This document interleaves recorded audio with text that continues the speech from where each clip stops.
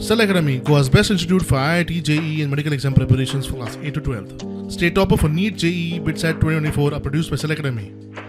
Admissions are now open for class 8 to 12th at our study centers in Margao, Vasco and Prudent. Book your seat today. Limited seats available.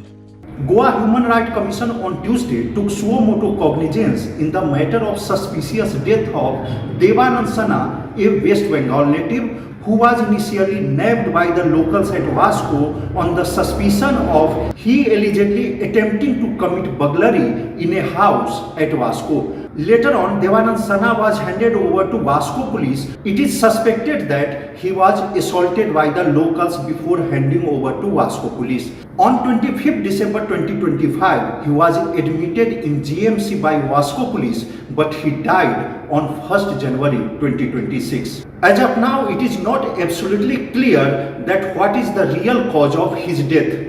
The order dated 6 January of Goa Human Rights Commission reads that to rule out any foul play in the matter, the Commission has taken suo motu cognizance, District Magistrate and SP of South Goa to inquire into the matter and submit their reports on 10th March 2026. Mukesh Kumar for Prudent.